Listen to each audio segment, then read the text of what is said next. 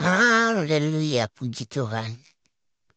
Dari warungnya Kak datang, Bro Metatron atau yang akrab dipanggil dengan Pak Pop menyajikan data dan bukti-bukti yang valid di mana kaum-kaum Utrin sangat kepanasan akan data yang disajikan oleh Prof Metatron yang seolah-olah berlagak sok dakwaan dalam membela atau untuk menghadang data yang disampaikan oleh Bro Metatron, di mana di tengah diskusi tersebut raja debat mencoba dan mengajari negara si penanya agar lebih intelektual dan jangan seolah-olah sejagoan, karena diskusi adalah mencari perbandingan antara agama satu dan yang lain agar sehingga para penonton mendapatkan edukasi dan bagaimana perjalanan debat tersebut. Mari kita simak video dan mari kita simak videonya.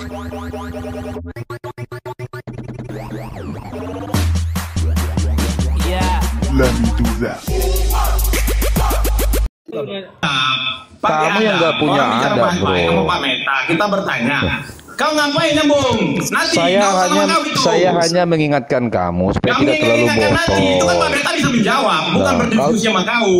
Kau itu kan perlu saya ajari tata krama, bro. Kita beradab. Emang kau Kita beradab? bicara baik-baik sama Pak Meta. Kau potong-potong, kau nggak menghargai Pak Kau Meta. bukan baik-baik, saya hanya mengingatkan. Jangan suaramu sok tegas. Tapi pertanyaanmu gitu, menurut kata pendeta, menurut harusnya kan otakmu itu loh kau bawa. Aku mau bertanya, ya tanyalah dengan otakmu gitu loh. Aku kan hanya mendidik kau supaya manusia yang berfaedah gitu loh. Nggak perlu kesurupan lah. Walaupun memang Muhammad udah mengatakan, ya kan, di mana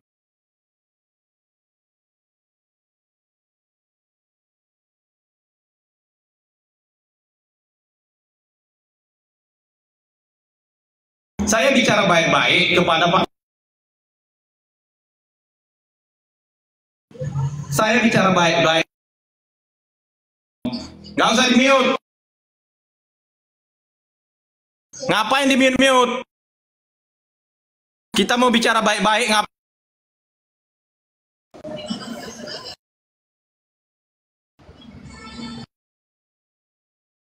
kita bertanya yang baik-baik.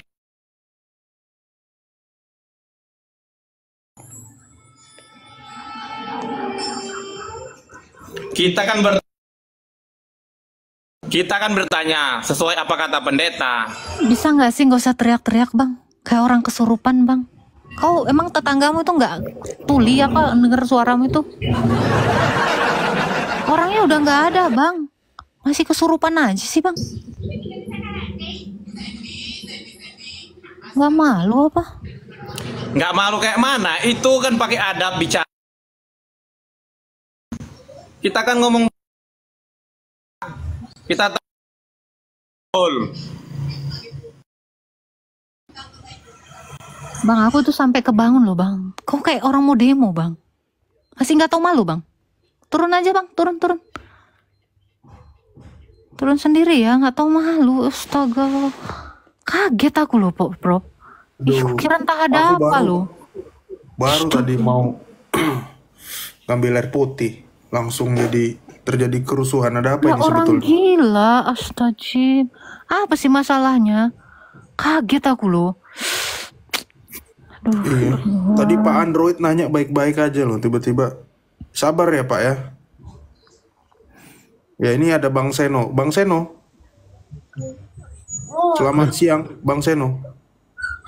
Ya, selamat Islam Kristen siang, Bang. Pak Prof. Iya. Alhamdulillah Muslim. Wah, alhamdulillah. Jarang-jarang ini ada Muslim naik sini. Silakan Bang. Itu yang saya itu suka masuk ke roomnya Agatha ini. Walaupun saya kadang-kadang jarang ngomong gitu, karena posisi saya suka di jalan gitu. Itu tadi yang nanya Nabi Adam diciptakan di mana di surga masih ada nggak itu ya Pak? Ini ada masih Pak Android ini, teman kita dari negeri jiran. Ada, memang karena di Islam itu Adam itu memang di surga Pak. Gitu. Ada dalilnya Iya, kan, betul. surat As-Saff itu kalau nggak salah. Dia memang di surga. Iya. Itu perbedaan kita memang antara Islam dan Kristen. Betul ya Bang Seno ya? Jadi setelah saya kan suka dengerin pengajian gitu kan. Jadi Adam itu diciptakan bukan di sorga, sebenarnya di langit gitu. Intinya di langit gitu kan. Dibentuk di langit, kemudian kenapa kok ada iblis di sorga gitu kan? Karena iblis waktu itu sebetulnya iblis itu waktu itu namanya belum iblis. Dia masih namanya kalau nggak salah itu Azazil gitu kan. Yang saya dengar gitu. Jadi Azazil ini adalah dari kalangan jin, tapi yang waktu ceritanya itu Azazil ini waktu masih bayi itu diambil sama malaikat, dipiara gitu atau dibesarkan lah, dididik oleh malaikat, makanya dia taat gitu loh, ya kan, kerjanya itu ceritanya sujud, ibaratnya itu memuji-muji kayak gitulah intinya. Jadi dia jin yang taat sekali karena hidup di alam malaikat. Nah kemudian si Azazil ini begitu dia dewasa itu sampai tadi sebentar saya kok kayak sebentar saya minum dulu ya, bentar. Iya Pak, siap. Tapi Pak, iblis itu bila kawan saya cakap dia Muslim. Iblis itu tercipta daripada muntah setan. Betul kah Pak? Nah, Dan satu, macam mana setan boleh masuk ke surga? Begitu banyak.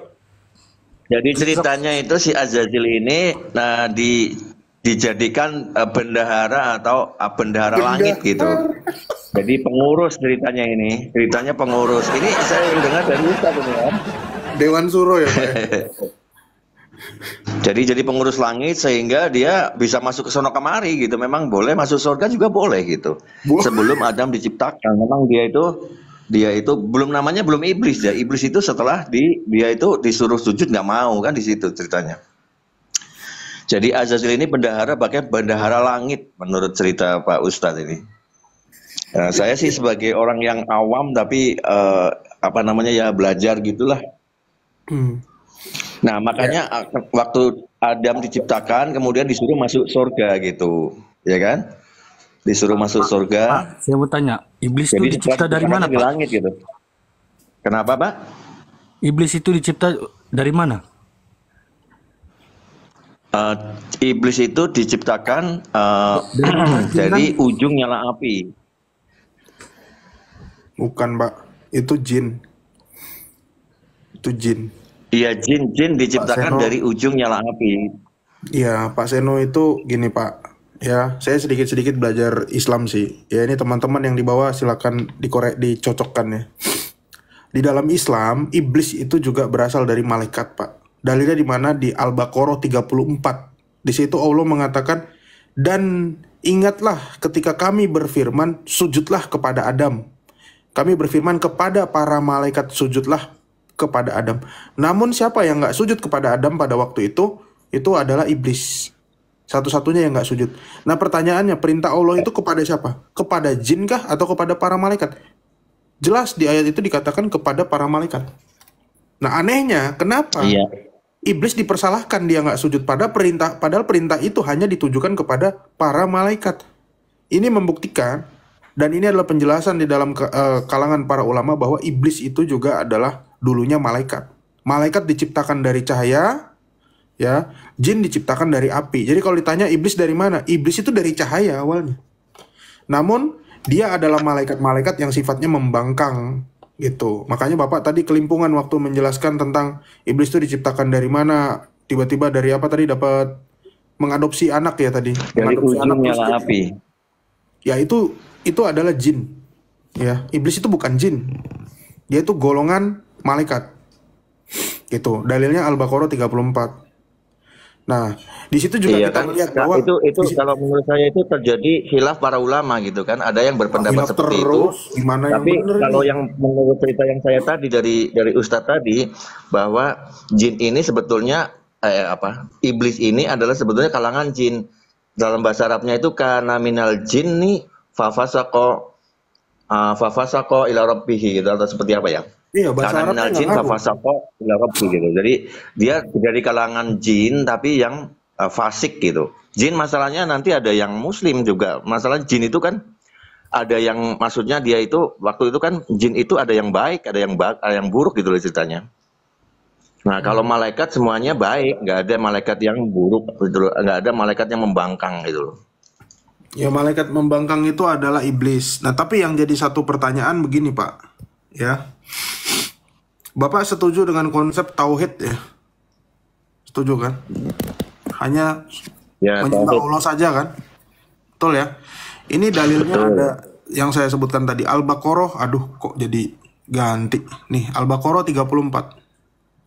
Surat 2 ayat 34. Di sini dikatakan, dan ingatlah ketika kami atau Allah berfirman kepada para malaikat, sujudlah kamu kepada Adam. Maka mereka pun sujud kecuali iblis. Ia menolak dan menyombongkan diri dan ia termasuk golongan kafir. Padahal yang diperintahkan tadi siapa? Sorry. Malaikat ya. Tapi kok iblis disalahkan?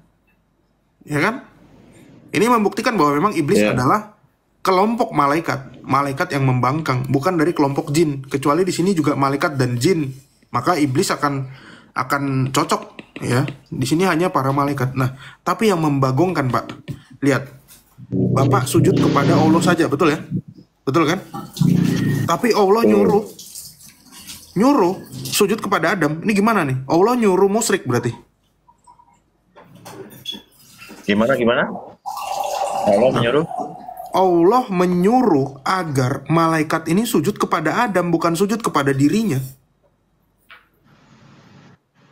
Oh, sujud di situ kalau kita dengarkan adalah sujud ta'zim. Sujud penghormatan. Memang zaman dulu itu banyak sekali sujud ya kalau menurut Islam ini kan ya, menurut yang saya dengar. Jadi Kalau gini Pak. zaman itu Kalau adalah sujud ta'zim. Ta'zim itu penghormatan. Oke, katakanlah ini penghormatan, Pak. Kalau ini adalah hanya penghormatan kepada Adam, kenapa iblis ini disebut sebagai golongan kafir? Dia hanya tidak mau menghormati Adam. Layakkah iblis disebut golongan kafir hanya karena tidak mau menghormati Adam? Nah, coba Bapak telisik lebih dalam.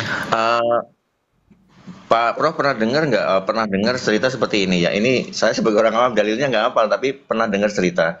Jadi ada, lupa ya. Oh, waktu Nabi Muhammad ceritanya itu naik ke langit, waktu ke Isra Mi'raj itu kan, itu begitu sampai di atas itu malaikat Ngomong ke Musa. disuruh hormat, istilahnya sujud juga kan, istilahnya gitu loh. Nah, Saya nggak belum taunya pernah ada dengar itu. satu di antara nggak tahu triliun ya namanya malaikat itu, ceritanya banyak sekali. Kata Nabi Muhammad itu setiap satu jengkal apa 4 jengkal itu ada malaikat itu. Jadi berdesak-desakan, malaikat banyak sekali. Satu yang nggak tahu dia kenapa atau lupa atau nggak dengar atau gimana itu nggak sujud gitu kan, atau nggak hormat gitu. Habis itu ibaratnya itu langsung digibas ibaratnya gitu, sehingga sayapnya patah, terus dia itu kesakitan gitu. Ya, terus istilahnya tuh dapat hukuman gebrak gitu loh ya, sama Allah gitu. Habis itu terus habis itu karena dia sakit itu dia di Jibril disuruh ditanya sama malaikat Jibril gitu. Kenapa kamu gini? Habis itu katakan kepadanya kalau dia mau sembuh, sholawat kepada Nabi, kepada kekasihku. Kata-katanya itu Allahumma sholli ala Muhammad wa ala ali sayyidina Muhammad gitu. Setelah dia mau sholawat, langsung disembuhkan gitu. Jadi langsung sembuh, sayapnya pun langsung jadi lagi. Tadi patah sayapnya. Ceritanya seperti itu. Pernah dengar nggak seperti itu? Jadi ceritanya seperti itu. Jadi maksudnya itu apa sih tadi, ngomong apa sih? Halo Bang Prop, oh, lu kemana?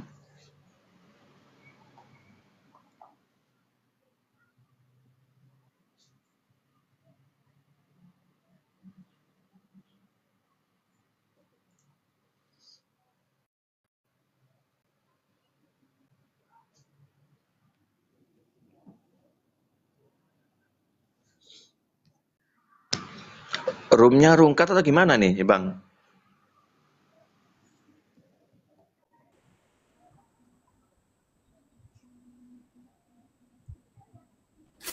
Tes. Kebenet ini. Aduh. Waduh, tolong jangan report dong. Siapa tuh yang report-report? Aduh.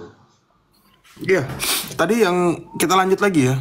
Cerita yang Bapak sampaikan tadi tuh saya malah baru dengar tuh. Gitu loh.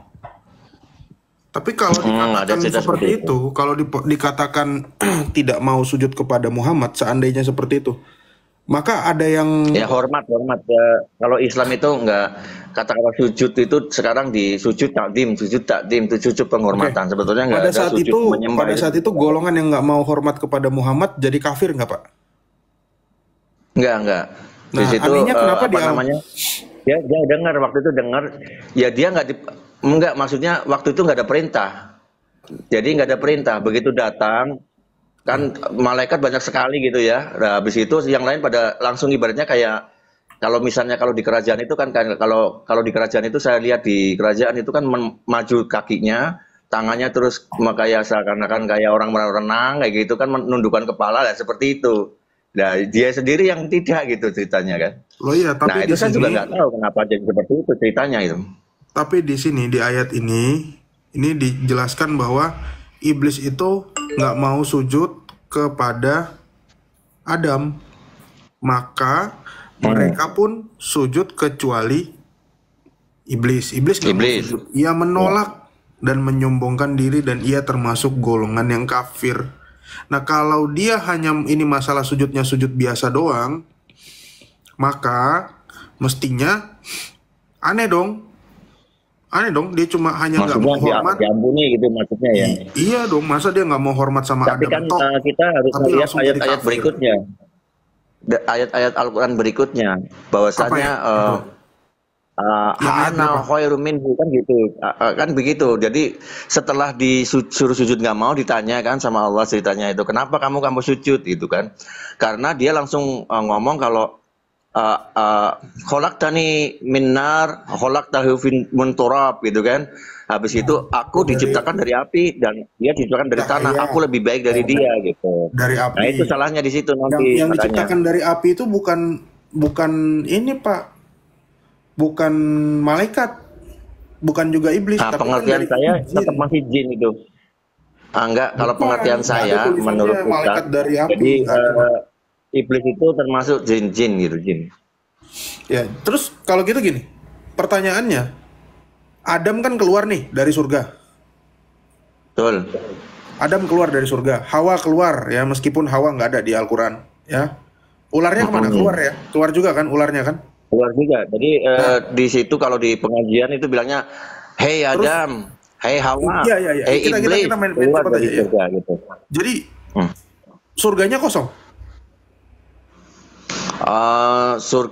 Surganya kosong. Hah? Surganya kosong. Enggak, dalam artian surga dari makhluk yang tadi 3 itu tadi kosong. Jadi belum ada jin, belum ada manusia, dan Adam dan Hawa gitu. Nggak ada jin dan nggak ada manusia gitu. Iya, terus surganya itu setelah kosong dibiarin aja gitu. Surga yang kecolongan Ah. iblis tadi tuh. Surganya itu kalau surga ini ya ada khilaf ulama, tapi yang kuat pendapatnya surga itu sudah ada hari ini pun ada gitu di sana, dan isinya ya bidadari dan isi-isi makhluk-makhluk surga di sana banyak sekali. Loh, Jadi surga itu kan tempat yang ini indah sekali 22 gitu. bidadari yang ada di surga. waktu ada Adam ada 72 Betul, bidadari kan? bidadari semuanya atau pembantu-pembantu atau itu sudah di sana. Dalam Iya. artian sudah ada di sana, sudah diciptakan. Iya, Pak. Waktu ada Adam 72 bidadari itu udah ada belum? Nah, itu saya nggak tahu itu. Waduh. Coba saya tanya deh. Loh berarti ada ceritanya di dalam Islam itu surganya sempat kosong, terus dibiarin, Allah mungkin lagi iseng aja ditambahin 72 bidadari gitu. Ya kayak misalnya bumi kan tadinya kosong, diciptakan makhluk-makhluk seperti hewan, tumbuhan. Ya sama aja, mungkin bisa jadi, saya nggak tahu ya. Ya itu intinya, kalau masalahnya gini Pak Prof itu, kalau misalnya waktu Nabi Muhammad Isra Mi'raj itu kan dia masuk ke surga, dan di surga sudah ada istana-istana dan katakan bidadari segala macam, pembantu-pembantunya, dia masuk gitu loh, sehingga dia bercerita tentang surga itu seperti apa. Itu kan Yaitu mimpi, kita Pak. dalilnya dari hadis-hadis Nabi Muhammad, ya kan gitu. Iya, itu mimpi. Karena dia Coba pernah buka. masuk surga. Itu mimpi, Pak. Itu mimpi, Pak. Isra Mi'raj itu bukan kejadian faktual, itu kejadian mimpi. Dari mana hadisnya? Bang Buka Sahih Bukhari, sebentar. Bang Prof. Buka Sahih Bukhari nomor 3. Bang Prof, ya turun dulu ah. Oke.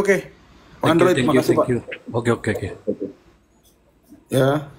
Di situ dikatakan Nabi Muhammad sedang bermimpi. Dari mana dalilnya? Ada di sini, Bukhari nomor 3, ya. Nih, ilmuislam.id, tempat untuk mencari hadis Bukhari nomor 3. Di sini dikatakan permulaan wahyu yang datang, nih lihat ya. Permulaan wahyu yang datang kepada Rasulullah Shallallahu Alaihi Wasallam adalah dengan mimpi yang benar dalam tidur, dan tidaklah beliau bermimpi kecuali datang seperti cahaya subuh. Jadi dia itu sedang bermimpi, mimpi lagi tidur. Nah, jadi kalau dikatakan dia ke surga, ya enggak, orang dia lagi mimpi kok. Kalau lagi mimpi, orang mau ketemu siapa aja bisa ngomong. Dan Bapak tahu mimpinya di mana? Bapak pernah tahu Nabi Muhammad mimpinya di mana? Waktu sedang mimpi ini? Ini hadis dari Aisyah ya, Sayyidina Aisyah ini ceritanya ya. Iya, sorry. Ini permulaan wahyu ya. Sebentar, aku mesti ambil buku. Bentar, aku ambil bukunya dulu. Apakah ini sedang bercerita tentang Isra Mi'raj? Sorry, aku ambil bukunya dulu tentang Isra Mi'raj ya. Sorry, tadi itu permulaan wahyu. Bentar ya.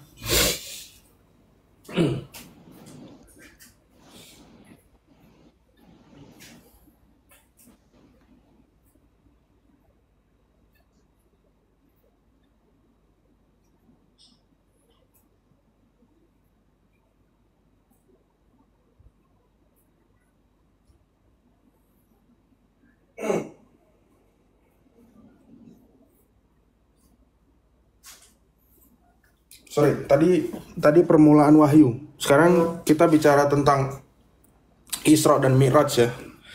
Ini ada di Sirah Nabawiyah bab 73, saya ingat saya. Harus saya buka dulu ya.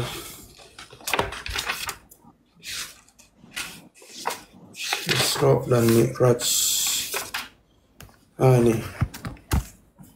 Ini ya. Ini kitab Sirah Nabawiyah, Pak.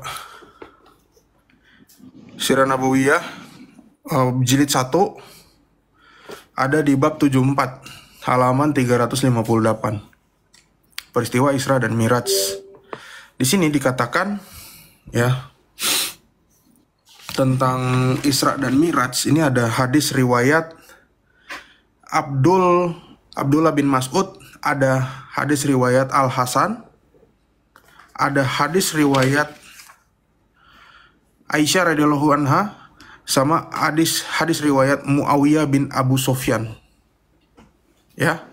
Apakah ini mimpi? Ini tertuang di dalam peristiwa Isra dan Mi'raj, Al-Isra ayat 60. Nih dikatakan bahwa ya, dan kami tidak menjadikan mimpi yang telah kami perlihatkan kepadamu melainkan sebagai ujian bagi manusia dan pohon kayu yang terkutuk dalam Al-Quran, bla bla bla bla bla. Ya, itulah hadis riwayat Al-Hasan yang tadi ya. Nah, menurut Aisyah gimana? Nah, Aisyah berkata, Rasulullah SAW tidak pergi dengan badannya namun Allah mengisrakan ruhnya. Oke, Abu Sofyan mengatakan, Ibnu Ishaq berkata bahwa Yakub bin Utbah bin Al-Mughirah bin Al-Akhnas berkata kepadaku, jika Muawiyah bin Abu Sofyan ditanya tentang peristiwa Isra Rasulullah Shallallahu Alaihi Wasallam, maka ia berkata, sungguh mimpi-mimpi dari Allah Ta'ala adalah benar. Jadi mimpi ya, peristiwa Isra. Ucapan Aisyah dan Muawiyah tidak bertentangan dengan hadis riwayat Al-Hasan karena ayat berikut diturunkan Allah Ta'ala tentang peristiwa tersebut, dan kami tidak menjadikan mimpi yang telah kami perlihatkan kepadamu melainkan sebagai ujian bagi manusia. Mimpi nih Al-Isra. Mimpinya di mana? Nah ini kita tahu ya. Bapak tahu mimpinya di mana? Mimpinya di rumah janda namanya Ummu Hani. Nih. Ya. Dari Ummu Hani berkata, Rasulullah Shallallahu Alaihi Wasallam, Ummu Hani berkata, Rasulullah Shallallahu Alaihi Wasallam diisrakan ketika beliau sedang berada di rumahku. Dia nggak punya suami. Pada malam itu beliau tidur di rumahku. Beliau sholat Isya akhir, kemudian tidur, dan kita juga tidur. Halaman 363. Jadi ini mimpi, Pak.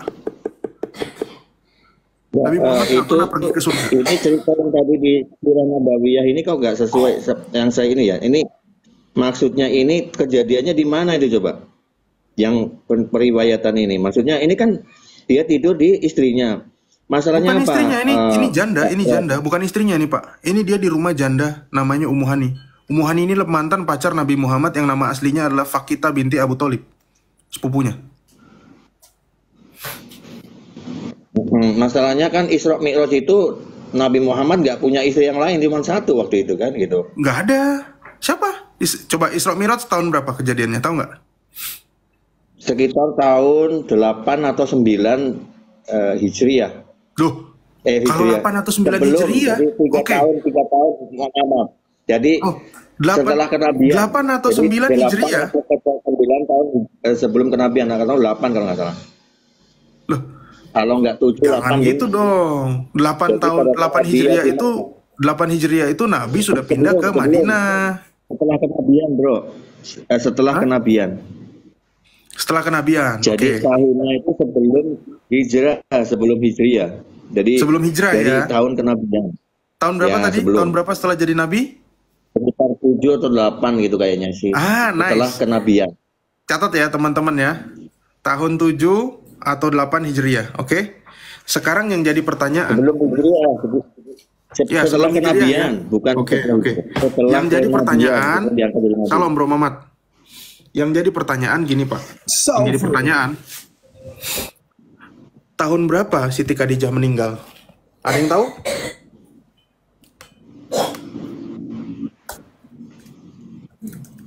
Ya itu. Di tahun-tahun itu. Tahun berapa, Bra? Nah, ini kita lihat ya. Kita lihat ya. Dia bilang tadi tahun 7 dan tahun 8 ya. Nanti kita buka hadisnya. Wafatnya Siti Khadijah istri Rasulullah dan kain kafan surga. Nah, Siti Khadijah itu meninggal tahun berapa tuh?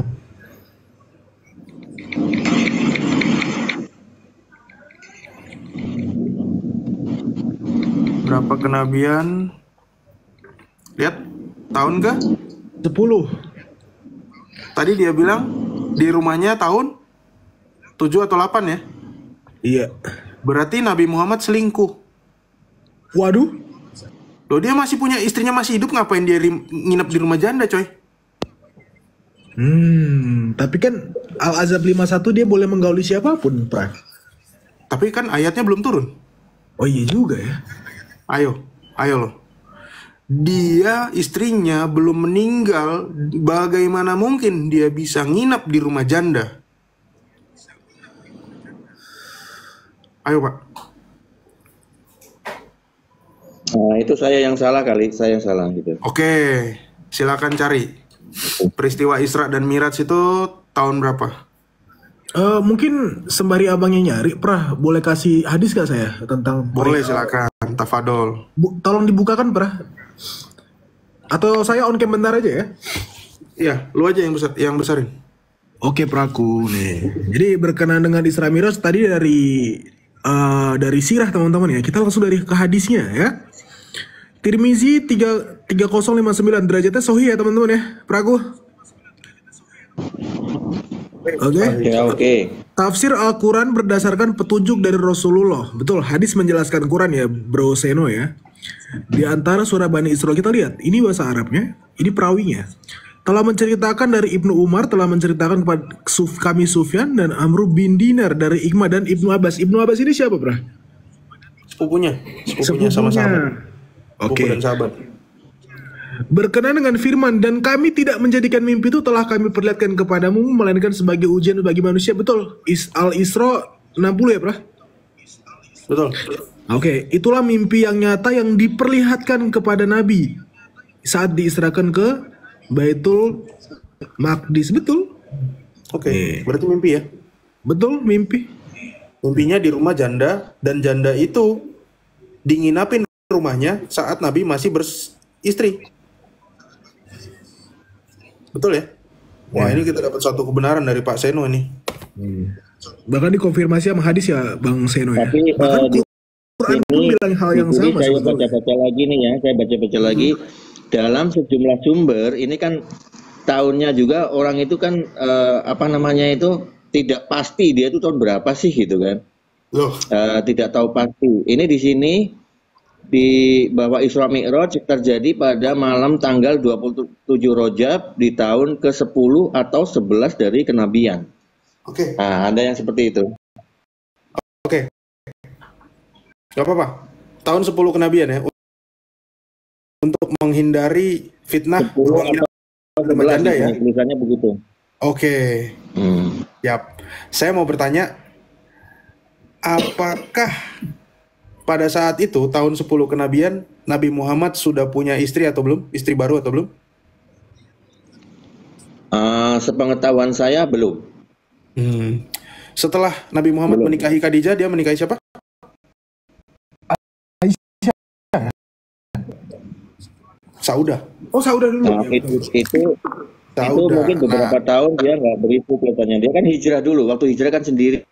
Loh, belum. Waktu hijrah dia udah nikah sama Saudah dan Aisyah. Ya, ini masuk ke kandang macan ya, karena berarti kan, waktu dia menikah dengan sama Abu Bakar saja kan.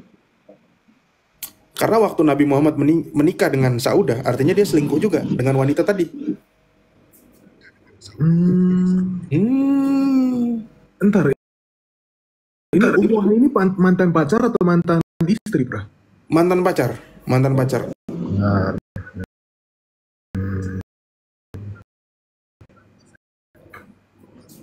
Kok kisahnya mirip sama Abdullah ya? Berarti nih selingkuh. Ini selingkuhnya antara di zamannya Khadijah atau di zamannya Saudah ini kayaknya.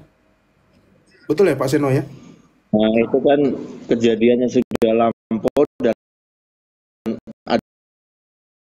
ada dari kita mengenai keterangan dari hadis-hadis ya. Saya juga nggak tahu persis, banyak ulama juga berpendapat tahun 10, ada yang 11 gitu kan.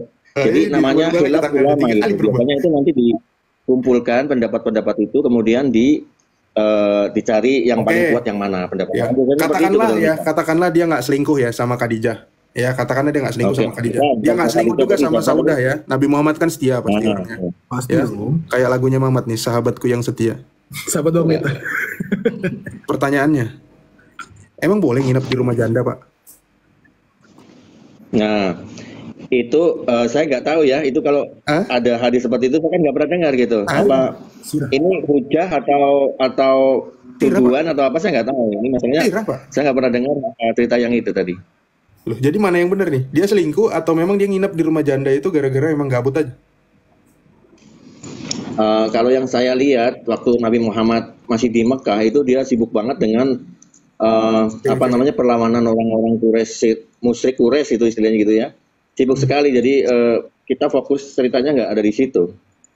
Oh, nggak ada di situ ya. Tapi kan Isra Mi'raj itu peristiwa penting kan? Iya nggak? Ini gini aja Bang Prof. Itu cerita itu saya nggak pernah dengar gitu loh, belum pernah dengar masalahnya gitu. Anda bukan belum pernah dengar. Ini memang sirah menceritakan ini. Anda belum pernah nyari aja. Atau kedua, ulama kalian menutup-nutupi karena ini ada di sini. Saya nggak mungkin saya mengedit buku ini, Pak. Ini buku ini nggak mungkin saya edit. Iya. Buku ini Itu ISBN. kan orang-orang nggak salah ya. Itu kan sejarah Nabi Muhammad dari sebelum lahir sampai wafatnya kan gitu. Ya ini ISBN ini Pak. Ini bukan buku sembarangan nih. Yang nulis pasti orang Islam bukan orang Kristen. Nah, saya cuma nanya, apakah diperbolehkan di dalam Islam itu nginap di rumah janda gitu? Setahu saya sih Islam itu kan santun ya, berzina nggak boleh, ya kan? Betul nggak, Pak Slav? Kalau mau bilang berzina boleh atau enggak, kalau di Bukhari 6284 tidak berzinalah orang yang berzina ketika ia berzina dalam keadaan Islam sih, Pra. Oh ya berarti boleh memang kalau gitu. Ada lagi ini. Mau saya bukakan, Pak? Coba. Oke.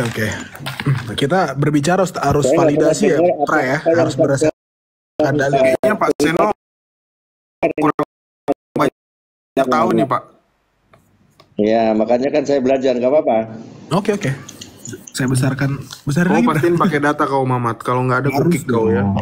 Kukik kau. Jangan ngomong sembarangan kau di sini.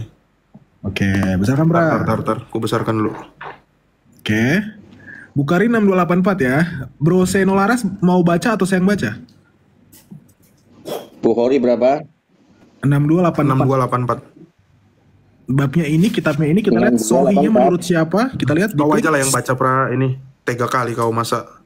Bang Seno udah capek dari tadi. Bang Seno udah capek buka data dari tadi. Kau aja lah. Telah menceritakan Amr bin Ali telah menceritakan kepada kami, Abdullah bin Daud telah menceritakan kepada kami, Fudail bin Ghazwani Ikmah dari Ibnu Abbas lagi ya. Oke, dari Nabi bersabda, tidaklah berzina orang yang berzina ketika ia berzina dalam keadaan beriman, dan tidaklah mencuri orang yang mencuri ketika ia mencuri dalam keadaan beriman. Ya, jadi perkataan saya berdasarkan dalil ya, teman-teman. Itu. Nah, ini baru seumur-umur saya juga buka ini, beneran begitu memang kata-katanya. Kok bisa ya? Ya emang, saya ngapain saya bohong Pak. Kayaknya ini Oten ini yang bikin. Bukhari ini Oten sih, kalau aku bilang sih. Bukhari ini Kristen kayaknya. Ilmu Islam ini website apa ini? Ya dari Islam sendiri. Kayaknya website Kristen itu Pak, dari judulnya kelihatan. Waduh.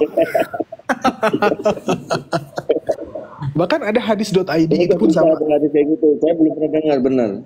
Ini sampean katakan membuka ini kok bisa ada kayak gitu tuh. Ya ini saya pakai dari aplikasi Kemenak, Ensiklopedia Hadis. Ini yang saya buka sama hadis, nomornya sama, hadis Bukhari 6284 kata-katanya dari Ilmu Islam.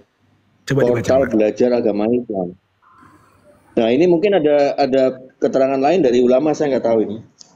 Coba dibaca Pak, sama nggak? Kok bisa seperti itu? Sama nggak Pak?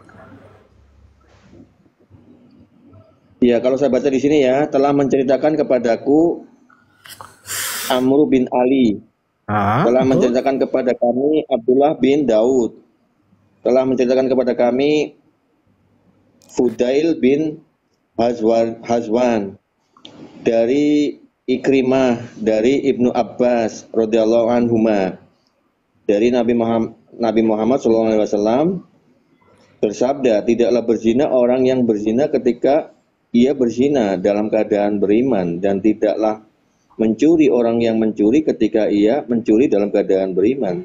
Ya, valid. Enak nih. Thank you. Seno langsung berzina nih, enak nih. Pak, jangan langsung berzina Pak, tolong Pak. Berzina kalau menurut saya ini, tapi ini benar apa enggak? Saya nggak tahu ini. Coba saya tanya ke Ustadz ya nanti ya, bagaimana ya? Sohi Bukhari itu. Coba lihat ada syarat, ada itunya nggak? Iya. Ijma ulama loh itu. Ya, langsung. Kalau saya jadi bapak sih Pak, mending daripada main TikTok Pak, keluar aja, langsung cari tempat perzinahan terdekat.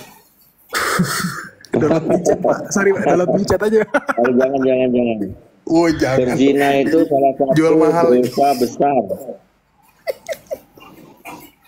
Tapi dalam keyakinan Bapak itu tidak dihitung dosa, Pak. Tapi dalam keadaan beriman loh ya.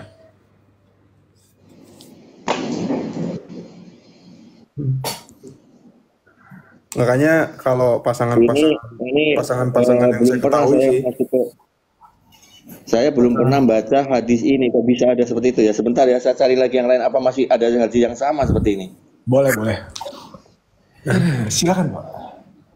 ya ini dasar saya kan beberapa kali mengadakan ini kan, psikologi proyektif ya.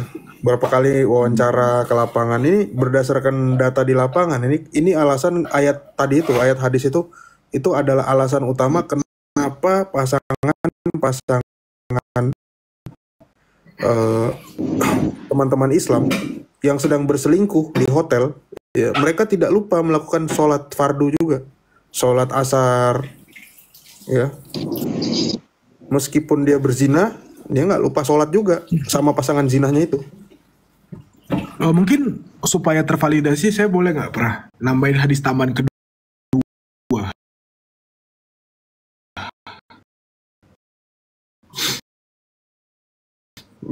Jangan pra, ini Bapak ini masih nyari handuk dulu ya. Buat teman di bawah sih lebih tepatnya mungkin pra. Ini hadis terakhir sih dari saya. Makanya karena kamu maksa ya, saya izinkan. Iya. Kamu kayak Umar aja juga maksa. Bukhari 2983. Derajat Sohi menurut siapa? Apakah menurut saya, menurut Agatha atau Prof Metatron? Kita lihat. Oh, ijma ulama. Oke. Ini bahasa Arabnya. Telah menceritakan. Langsung to the point, langsung aja to the point, nggak usah dibaca itu. Sengaja ini. Okay. Nabi bersabda, Jibril berkata kepadaku, siapa yang meninggal dunia dari umatmu dengan tidak menyekutukan Allah dengan sesuatu apapun, maka dia pasti masuk surga atau tidak akan pernah masuk neraka. Beliau bertanya, sekalipun dia berzina atau mencuri, Jibril alaihi salam menjawab, ya, sekalipun dia berbuat dosa itu. Tervalidasi juga hadis. Itu Pak. Astagfirullah. Ini salah sekali. Inilah indahnya Islam ya kawan-kawan ya. Kita memang tujuan Agatha live ini. Saya pernah loh. Jadi maaf bentar. Saya lagi ngobrol sama tetangga. Ya itu indahnya Islam. Jadi, ya Pak ya. Ini nggak pernah saya temukan gitu loh. Ya coba nggak apa-apa, saya sambil belajar di sini. Boleh. Ya. Ini Sahih Bukhari lagi, ini kecil-kecil sekali, banyak sekali, jadi nggak ada yang di sini nih. Bentar. Ya. Nat Basuki web ini udah banyak banget. Jadi harus diklik lagi, wala repot nih. Jangan pakai blogspot Pak, harus yang kredibel. Ilmu Islam, hadis.id, laduni.com. Nah itu kayaknya lain misalnya kayak gitu. Atau ini aja Faslav, Al-Quran aja. Mungkin hadis ini kalau Bapak ini masih meragukan, Al-Quran aja sekalian langsung. Apa ya kalau di Quran itu? Surat 25 ayat 68 Al-Furqan. Oh Al-Furqan. Oh iya. Gua tau lu Prah. Lu aja lah, lu lebih fasih kayaknya kulit jari-jarinya. Aku nanti buka kamera ke Bennett lagi, tadi udah ke Bennett permanen. Al-Furqan 68. Oke, Al-Furqan 68, Pak. Oke. 68. Ya, saya pakai quranenu.id ya. Mungkin Pak Seno boleh menanggapi saya? Boleh ya? Oke, kita baca sama-sama. Oke, dan orang-orang... Sorry, Mat, aku aja, Mat. Aku ada Al-Quran ternyata. Ini aku lagi di... Sorry. Aku lupa. Tafadol peraku. Kita buka. Ini ada Al-Quran ternyata. Aku kira di perpustakaan tadi. Ternyata ada di sini. Ya, kita coba buka dulu. Sini. Ini saya udah cuci tangan ya, Pak ya. Al-Furqan surat 25.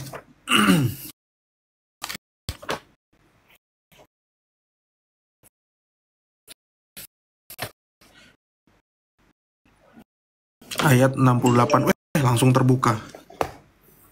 Surat 25 ayat 68 nih. Dikatakan bahwa dan orang-orang yang tidak mempersekutukan Allah dengan sesembahan yang lain dan tidak membunuh orang yang diharamkan Allah kecuali dengan alasan yang benar dan tidak berzina. Lihat, ingat ya, tidak Baik berzina.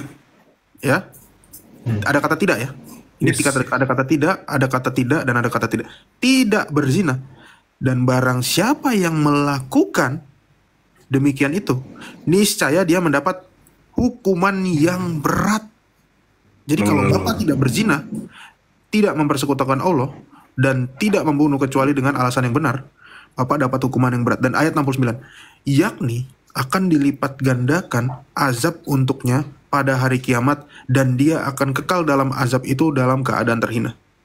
Jadi Bapak harus berdosa, zina, harus syirik. Oh, ini pernah dengar, kalau yang ini pernah dengar gini gara-gara nonton Rumah Agatha nih saya itu dah. Tapi ya silakan.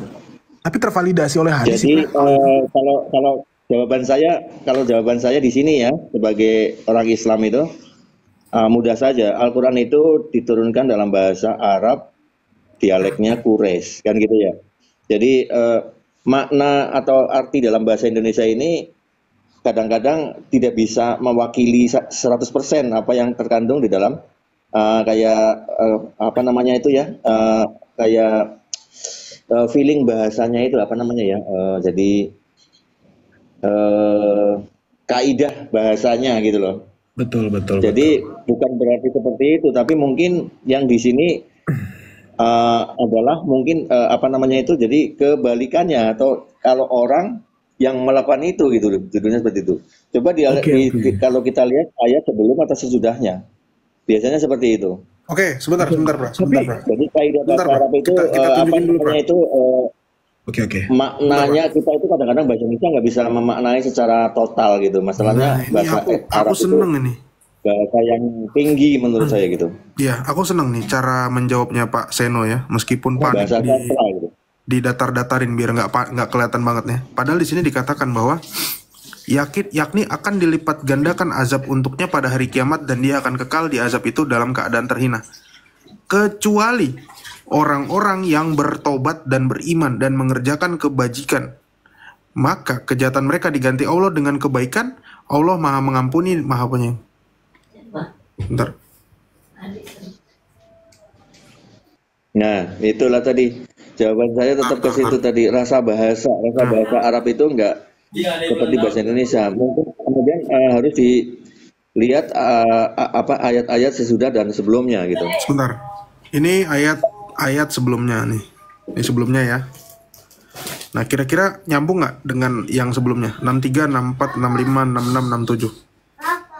Harusnya nyambung sih, harusnya nyambung sih. Tapi kita lihat di sini catatannya di sini. Kelihatan nggak? Tolong dibacain, Pra.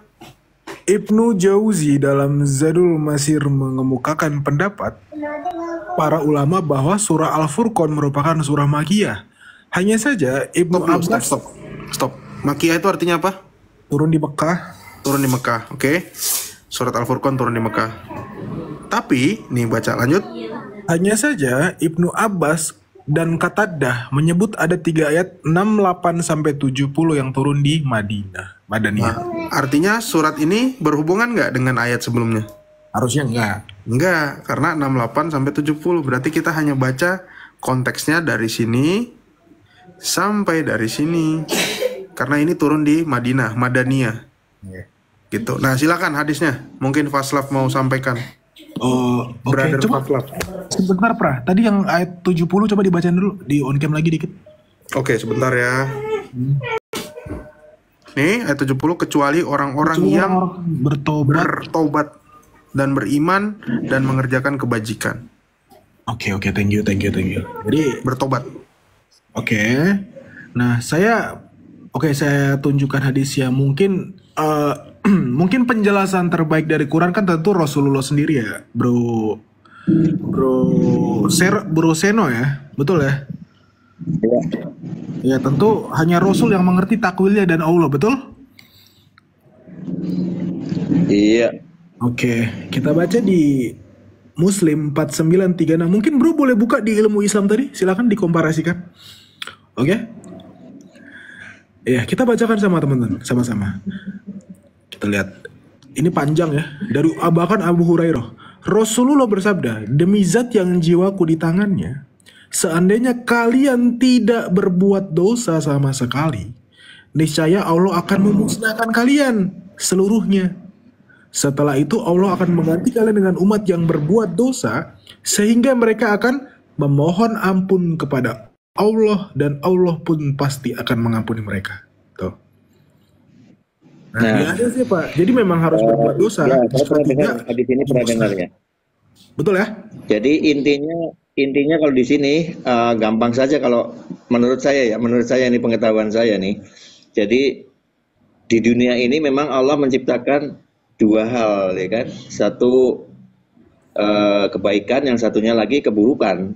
Kan gitu. Nah, makanya kita dikasih akal kan gitu ya, untuk memilih atau mengikuti atau taat kepada Allah dan Rasul-Nya. Kan gitu. Saya Mas pernah siapa nih? Bang berobat aja. On my mat, siapa gini? Oh my mat. On my mat ya. Yes. Bang On my mat pernah dengar cerita seperti ini waktu zaman Nabi Daud. Itu Nabi Daud pernah dalam cerita Islam nih ya, saya nggak tahu di hadis apa, kayaknya hadis nih kayaknya. Jadi suatu hari itu Nabi Daud itu memohon kepada Allah untuk setan-setan itu dibelenggu gitu, diikat gitu loh maksudnya. Jangan boleh berkeliaran gitu kan. Setan-setan itu maksudnya yang jahat-jahat, roh jahat itu ibaratnya dibelenggu aja lah gitu. Terus dijawab dia mesennya sama malaikat Jibril gitu. Terus akhirnya doanya Nabi Daud itu dikabulkan gitu. Ya coba lihat aja gitu. Begitu setan semua dibelenggu, rupa-rupanya Nabi Daud keesokan harinya itu bangun dan berjalan-jalan gitu. Rupa-rupanya pasar kosong, ya kan? Terus di mana-mana kosong semua. Dalam artian nggak ada orang ke pasar, nggak ada orang jalan-jalan ke sono kemari. Semua orang rupa-rupanya lagi pada zikir, tasbih gitu. Gitu. Ya kan? Jadi intinya nggak ada kehidupan gitu loh, nggak ada kehidupan dunia ini. Setelah dia cari-cari terus, intinya Nabi Daud ini ceritanya, loh kalau begini caranya ya nggak bisa lah. Makanya dijawab sama Allah melalui malaikat Jibril. Jadi ya begitu, kalau setan semua dibelenggu ya begitu, nggak ada orang yang mau nyari nafkah, nggak ada orang yang mau selingkuh atau apa, atau nggak ada nafsu-nafsu seperti itu, nggak ada. Orang semua mau zikir, jadi semua di masjid ibaratnya, atau di zaman itu di sinagog ya mungkin ya. Seperti itu. Pernah dengar nggak cerita kayak gitu? Nggak pernah, baru dari Bapak. Saya belum pernah dengar. Baru tahu nih. Tapi jawabannya kurang nyambung sih sama ini cerita Nabi Daud ya, dalam cerita Islam ya. Jadi kalau setan dibelenggu, intinya hidup ini nggak akan ada seperti ini. Jadi orang akan cuma bertasbih kayak malaikat. Jadi semua orang di apa namanya itu, jadi nggak ada kehidupan lah. Gimana sih orang mau nyari nafkah, orang mau jalan-jalan, mau bekerja itu kan karena nafsu, nafsu tadi. Berhubungan dengan berzina Pak ya. Jadi anak cucu Adam itu sebetulnya melakukan tindakan zina itu karena keinginan mereka ya Pak ya, pastinya, betul ya? Gimana? Betul, anak cucu Adam dari awal hingga sekarang, mereka yang berzina itu kan tentu karena pilihan mereka dong, betul Pak ya? Betul. Tapi di Bukhari 5774 ini berkata lain Pak. Kita lihat ya. Saya tidak berpendapat dengan sesuatu yang menyerupai makna lamam atau dosa kecil selain perkataan Abu Hurairah, dan diriwayatkan dari jalur lain telah menceritakan kepadaku Mahmud, nih panjang sanadnya, dari Ibnu Abbas lagi. Dia berkata, saya tidak berpendapat tentang sesuatu paling dekat dengan makna almam dosa ya. Nih, itu panjang nih. Boleh dibaca atau saya? Aku ya Pra ya. Oke. Sesungguhnya Allah telah menetapkan pada setiap anak cucu Adam bagian dari perbuatan zina, dan pasti terjadi dan tidak mungkin dihindari. Makna zinanya mata adalah melihat. Ini panjang.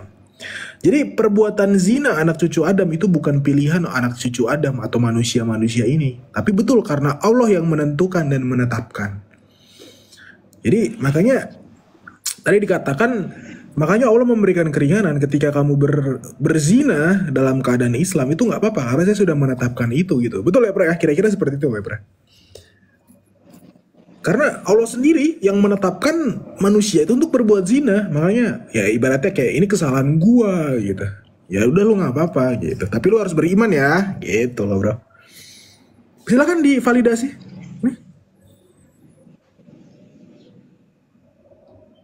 Gitu, brother. Jadi ini menurut saya itu kodrat manusiawinya gitu, seperti itu ya. Jadi memang Allah menciptakan kodrat manusiawi itu ya punya nafsu, punya apa namanya itu punya nafsu lah yang jelas itu kan. Nafsu birahi, nafsu mau kepingin kaya atau nafsu apa, memang ada di situ. Jadi hidup seperti ini. Nafsunya itu boleh dipenuhi dulu ya. Maksudnya itu kalau misalnya Anda tergelincir, maksudnya ya bertobat begitu aja kan? Nafsunya wajib dipenuhi dulu ya, gitu ya. Ya itu perbedaan ajaran kita sih Pak. Kalau di Islam mungkin memang boleh gitu ya. Wajib berzina dulu, wajib musyrik dulu, wajib membunuh dulu gitu kan. Betul. Karena kalau nggak seperti itu tadi di dalam hadis dikatakan Allah akan memusnahkan kalian dan menggantinya dengan yang baru, kemudian berbuat dosa dan meminta taubat. Ayat tadi kan memang tujuannya adalah taubat, gitu. Betul. Jadi berbeda gini, dengan ajaran Kristen yang dikatakan bahwa kejarlah kekudusan karena tanpa kekudusan tak seorang pun dapat melihat Tuhan. Nah kalau Islam tadi kalau dibahasakan sebaliknya, kejarlah kedagingan, ya, karena tanpa kedagingan tak seorang pun berkenan di mata Allah. Itu kebalikannya, antitesisnya Kristen ya Islam. Pantesan selama ini memang kita berbeda. Saya rasa kalau perbedaan yang begitu signifikan, saya rasa kejarlah janda yang di bawahnya, kejarlah janda katanya. Tapi gini Pra. Kalau misalkan hal ini aja pengajarannya sudah berbeda, tentu Allahnya pun pasti berbeda, betul ya?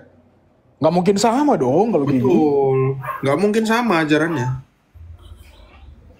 Jangan dipaksain jadi ya teman-teman ya. Makanya tadi topiknya Adam, tadi Pak Seno naik topiknya kan Adam. Adam kita memang beda Pak. Adamnya Bapak tingginya 30 meter, Adamnya kami normal. Adamnya Bapak tidak tahu nama istrinya siapa, di Al-Quran nggak ada kan nama istrinya, di kami ada namanya Hawa. Adamnya Bapak di surga, sementara Adamnya kami di bumi. Iblisnya Bapak bisa masuk surga, ganti nama tadi ya. Azazil namanya. Iya, Azazil. Kalau di kami iblisnya ya itu di bumi gitu. Itu menurut cerita itu kan sebetulnya si Azazil itu waktu sudah nggak bersujud itu nggak boleh masuk surga, cuman dia bisa masuk ke surga karena ada ular yang apa nggak tahu nganter apa ya, jadi keluar masuk surga gitu. Dia itu ular itu keluar masuk surga sehingga dia bisa numpang di perutnya katanya itu. Jadi iblis itu apa? Iblis atau jin itu kan makhluk halus, jadi bisa dia itu ngumpet di dalam perutnya. Kalau kata Ustadz Abu Hurairah, apakah Allah tahu atau tidak tahu? Allah tahu gitu, tapi dibiarin gitu maksudnya. Jadi memang manusia atau jin itu cenderung untuk berbuat dosa gitu loh maksudnya. Allah tahu gitu, tapi dibiarin aja. Tapi yang penting bertobat. Gitu aja. Jadi Allah innallaha yuhibbun tawabina wa yuhibbul mutatahhirin gitu. Dalam Al-Qur'an kan ada gitu. Saya lupa ayatnya. Jadi Allah mencintai orang yang mau bertobat dan Allah yang mensucikan diri gitu. Jadi memang suruh bertobat tapi bukan berarti kita disuruh maksiat ya kayaknya sih. Jadi maksudnya itu kalau maksiat, bertobatlah. Justru kalau nggak maksiat, itu nggak bisa tobat. Nangkap kan ayat tadi itu, ayat dan hadis tadi yang kita udah tunjukin. Justru itulah kenikmatan yang ada di dalam Islam. Suruh maksiat dulu, baru tobat. Gitu. Ayatnya mana? Al-Furqan ayat 68 sampai 70. Dalil penguatnya mana? Hadis Bukhari 4936 tadi ya, Pak Slav ya. Itu penjelasannya. Bahkan itu dikuatkan Pra, sebetulnya kalau kalian sadar itu di Maryam 83 itu bahkan Allah ikut campur tangan. Campur tangannya di mana? Besarin lagi Pra.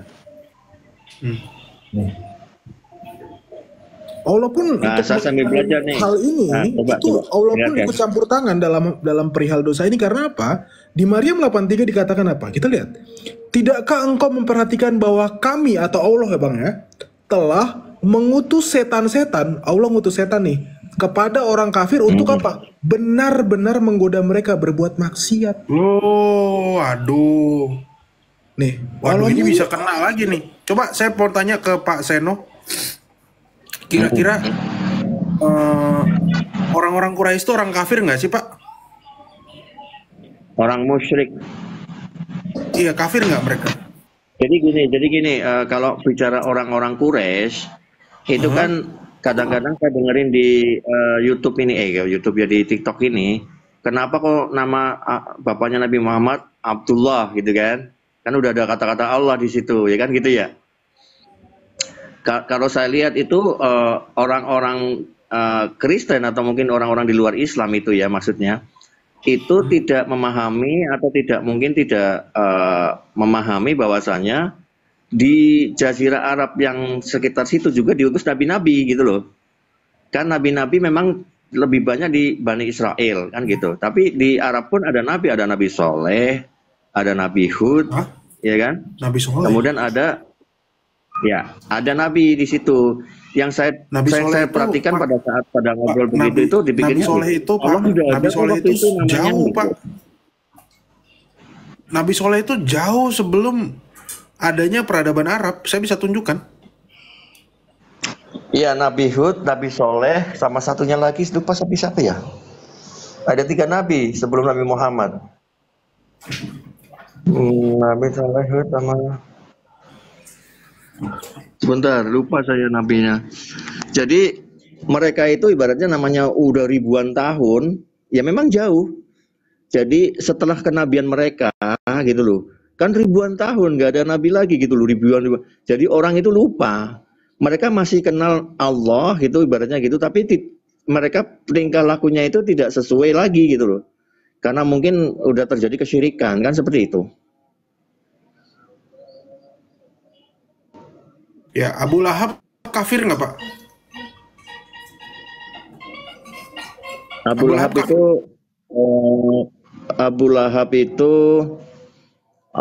Lahab itu justru diceritakan dalam Al-Quran itu orang yang menentang pertama. Iya, kafir nggak? Kalau dia menentang Islam berarti dia kafir nggak?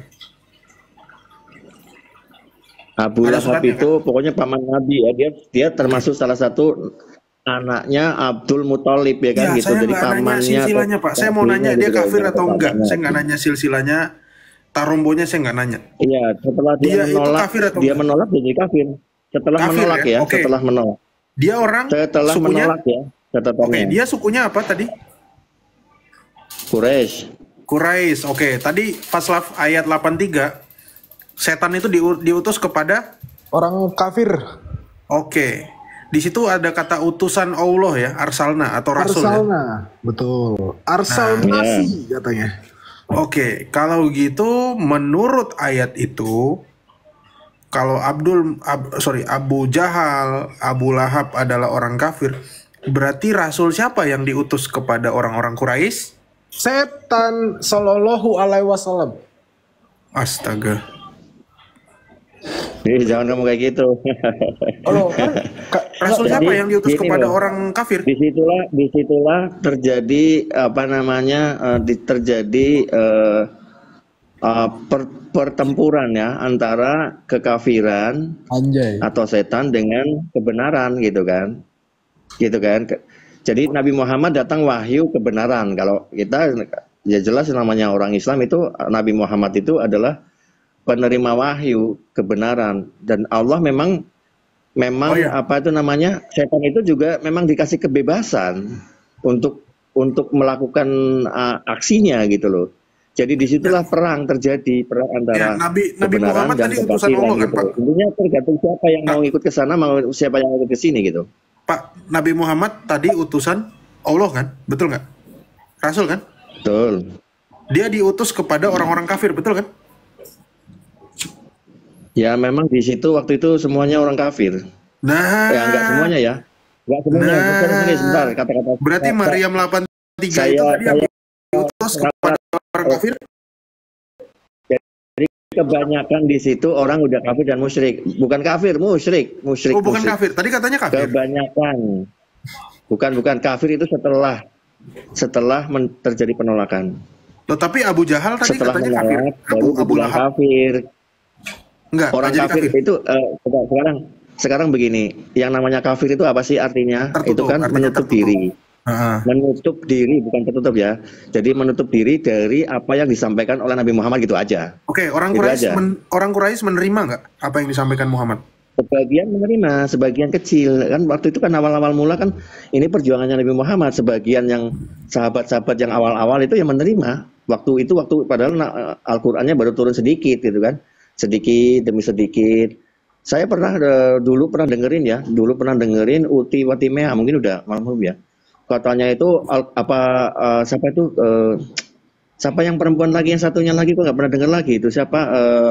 Udirifa. Yopilatul, Sopiatul bilang Al-Quran itu datang gedebuk gitu kata-katanya. Sebetulnya kan nggak ada yang namanya Al-Quran datang gedebuk, itu kan satu, kadang 5, kadang 6, kadang 3 gitu. Jadi ayat-ayat yang turun itu sedikit demi sedikit gitu. Lari. Iya kan, nggak gedebuk datang seketika gitu Jawabannya kan. udah jelas tadi. Jadi makanya saking lamanya dia turun, makanya semua orang hafal. Jawabannya udah jelas tadi. Orang Quraisy itu adalah orang-orang kafir. Dia menutup diri dari mana? Bukan orang-orang Dari kafir. ajarannya Allah. Halo, jadi orang musyrik kebanyakan gitu, nggak semuanya. Nggak jadi kafir. Nah, kafir itu orang yang menolak gitu. Gimana sih saya neranginnya? Orang yang sudah Nabi Muhammad menyampaikan wahyunya atau menyampaikan risalahnya, menolak lah. Itu baru yang menolak itu yang kafir gitu loh. Pak, saat Nabi Muhammad memerintahkan umatnya untuk pergi ke Habasyah, itu kira-kira kenapa tuh? Kok harus nyebrang ke Habasyah? Karena di Mekah terjadi pembunuhan, penyiksaan gitu kepada orang-orang yang jadi pengikut Nabi Muhammad waktu itu kan, karena Nabi karena Muhammad terjadi penolakan. Karena terjadi penolakan, mereka tidak mau masuk Islam. Salah satunya siapa? Abu Jahal, Abu Lahab, bahkan Abu Sofyan yang jadi sahabat Muhammad. Mereka itu orang-orang apa? Orang-orang kafir yang tertutup dari mana? Dari ajarannya Allah. Kenapa? Ya, jadi setelah datang kenapa mereka tertutup? Mereka nggak mau menerima ajarannya Muhammad. Itu sebabnya tadi di surat Maryam 83, kami mengutus setan-setan kepada orang kafir. Berarti ada utusannya Allah yang diutus kepada orang kafir. Setan, berarti kan? Betul kan? Kafir itu sudah jelas-jelas setan pasti. Tapi kalau setan diutus kepada pengikut ini, tadi Allah memang mencobai manusia dengan dua hal tadi. Memang iya. Oh iya. Maksudnya, jadi yang poin di situ yang kalau kita simpulkan, artinya kalau Allah mengutus setan kepada orang kafir, sementara orang kafir adalah orang Quraisy, berarti setannya itu adalah siapa? Nabi Muhammad, Pak. Betul nggak? Ya nggak gitu dong. Loh, orang kafir kan? Yang didatangin sama Nabi Muhammad kan? Bukan begitu. Jadi Nabi Muhammad itu disuruh ngeles lagi dia. Membaikkan, bukan ngeles. Jadi bukan begitu maksudnya. Orang-orang kafir diliputi dengan setan gitu, ibaratnya gitu kan, dengan setan-setan tadi kan. Nabi Muhammad datanglah kebenaran gitu loh maksudnya. Jadi disitulah terjadi perang lah intinya kayak gitu, terjadi clash antara kebenaran dan kekafiran. Nah di situ memang banyak sekali ujian. Kalau menurut saya sih ini perjuangan Nabi Muhammad ya. Nabi Muhammad itu berjuang sangat keras ya, sangat keras gitu. Dalam artian yang dibawa Nabi Muhammad itu bukan setan gitu, justru dia diutus untuk mengislamkan orang-orang yang sudah kerasukan setan gitu maksudnya kan gitu lah. Gimana sih? Masa jadi begitu? Salah. Tapi setan diislamkan oleh Nabi Muhammad, Pak. Bukan setan, jin. Iya, jin. Emang jin bukan setan, Pak? Bukan. Jadi setan itu adalah sifat buruk ya, atau keburukan yang terjadi di antara jin atau manusia. Ya kan, malaikat tidak berbuat jahat, jadi malaikat tidak bisa dibilang setan karena dia nggak pernah berbuat jahat gitu, karena dia nggak punya nafsu. Gitu. Berarti jin atau Jadi setan? manusia yang berbuat masuk jahat Islam atau itu hewan jin pun, atau setan? hewan pun kalau misalnya dia lagi ngamuk itu misalnya bisa membunuh, bisa nginjak-nginjak orang sampai mati lah, itu perbuatan hewan itu ya perbuatan setan. Jadi setan itu perbuatan yang jahat itu tadi. Oh, berarti yang masuk Islam tadi jin bukan setan, Pak ya? Jin, betul. Oh, besarkan aku, Bro. Aduh. Kalangan jin, aku suka kalangan jin. data, Jadi menurut ulama, menurut banyak ulama itu jin itu ada yang baik. Bahkan ada kelompok-kelompok jin muslim gitu. Nanti setelah kadang-kadang mereka datang gitu. Jadi intinya gini, Pak Prof, dalam pemahaman Islam itu yang namanya makhluk itu kan yang gaib ada dua, ya kan? Terus yang apa namanya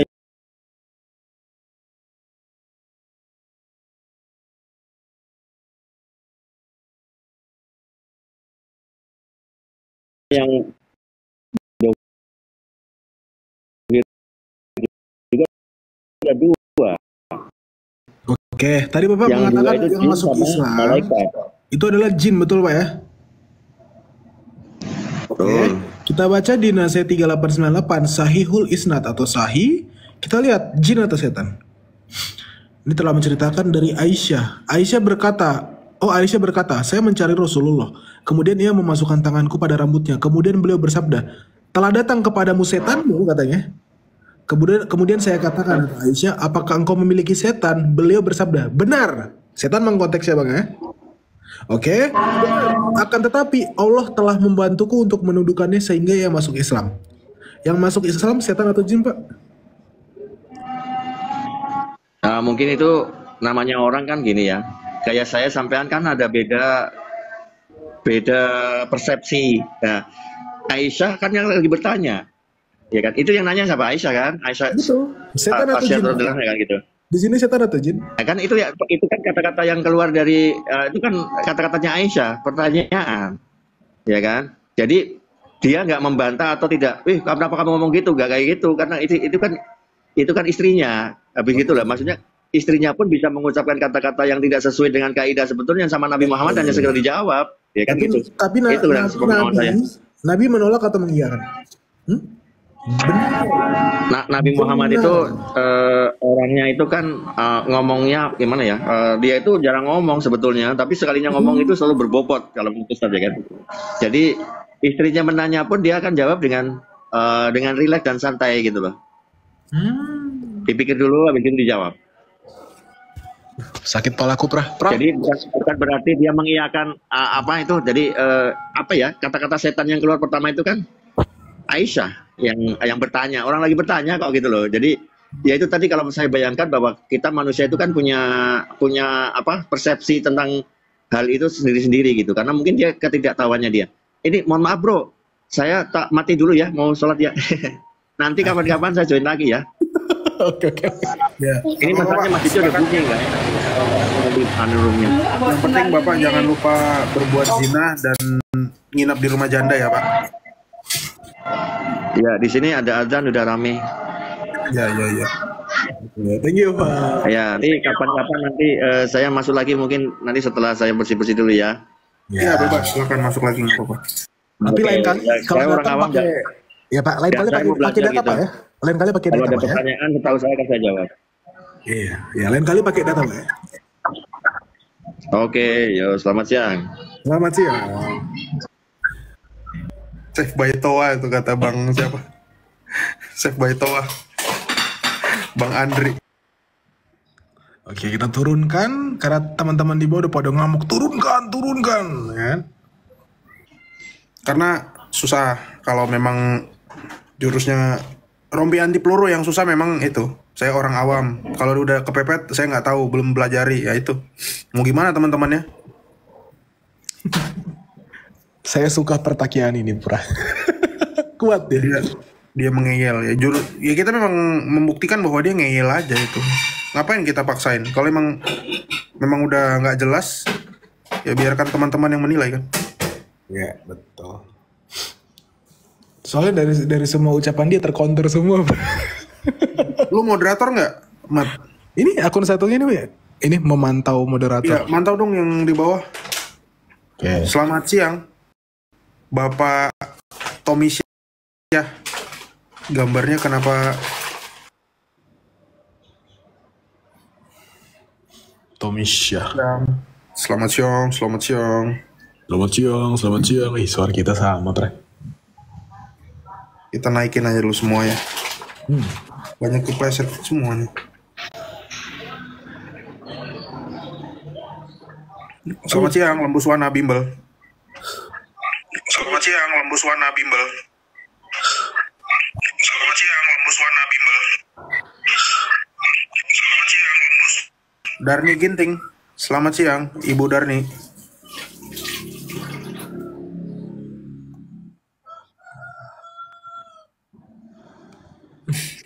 Selamat siang, Ibu Cela. Cela nggak tuh? Oh, ada nyaut. Ibu Cela Islam atau Kristen, Bu? Saya Kristen. Oh, Kristen.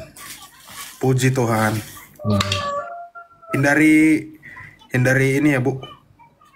Pernikahan dengan orang Islam ya. Carilah pasangan yang sepadan. Iya. Karena terang, kita kan anak terang ya. Terang dan Muslim tidak bisa bersatu karena Muslim artinya gelap. Betul, Bro ya? Ima tuh. Ima tuh. Jangan terlalu jujur. Nanti ngamuk. Betul, Kak. Iya, jadi kalau kakak terjemahkan gelap itu bahasa Arabnya Muslim tapi pakai Z. Muslim. Muslim. Mungkin ada yang mau ditanyakan atau mau dihujat di atas ini, Bu Cela? Dihujat, Pak? Enggak sih, tadi tuh saya sempat ke room sebelah, terus mereka tuh sempat bahas soal apa sih namanya, penyaliban Tuhan Yesus itu kan, terus mereka tuh ada bahas tentang apa sih namanya, penyaliban Tuhan Yesus itu di pohon katanya gitu.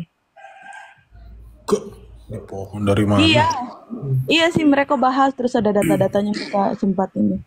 Saya sempat masuk juga, cuman dikeluarin lagi tadi.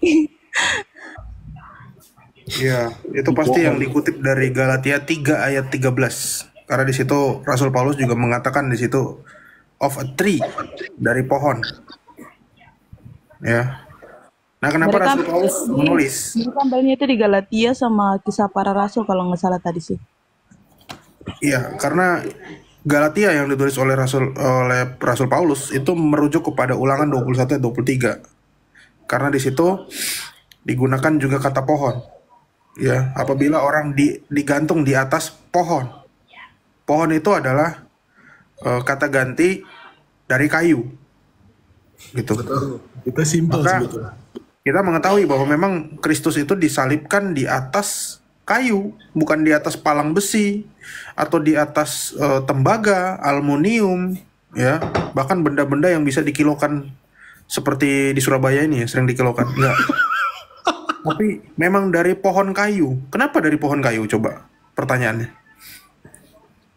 Karena dari pohon juga lah manusia itu jatuh ke dalam dosa. Itu poinnya. Itu poinnya. Kita jatuh ke dalam dosa. Jadi ingat, manusia jatuh ke dalam dosa bukan karena makan daging banyak ya, tapi karena makan buah-buahan, vegetarian. Bercanda. Jadi karena ketidaktaatan itulah membuat kita jatuh ke dalam dosa. Ketidaktaatan akan perintah Tuhan, jangan kau makan buah pohon pengetahuan itu. Karena pada hari engkau memakannya, engkau akan mati. Islam. Kejadian 2 ayat 17. Sehingga Adam jadi Islam, Hawa Islam. Ya, itulah kematian yang sebenarnya.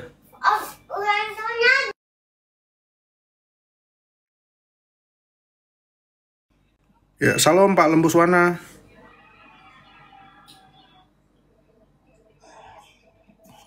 Jadi kita nggak perlu skeptis tentang itu ya. Dan orang Yahudi merasa mestinya mereka terpukul ya, karena di dalam kitab Taurat kan apabila ada orang yang menghujat Tuhan itu harus dirajam. Tapi bagaimana mungkin dia membiarkan orang itu dihukum bukan dengan hukum Taurat, tapi dengan apa? Dengan hukum Romawi, hukum penyaliban. Itu bukti bahwa mereka juga nggak taat. Itulah pelayanan dari warung Kak Agatha. Semua telah disajikan dengan baik-baik data dan fakta. Tapi kaum umat bungsu tidak berterima dan hal ini akan menyakitkan bagi mereka. Kita juga memberitakan ini bukan hanya untuk kaum bungsu agar mereka mengerti dalam ajaran. Tetapi kita memberikan pengertian dari sumber yang jelas agar semua umat yang mau berpikir dan mencari kebenaran tertuju kepada yang betul-betul. Dan demikianlah kiranya disajikan oleh Metatron dan Kahagata. Mudah-mudahan ini semua menjadi berkat bagi kita semua, menjadi terang untuk kita semua. Biarlah Tuhan Yesus memberkati kita. Terima kasih.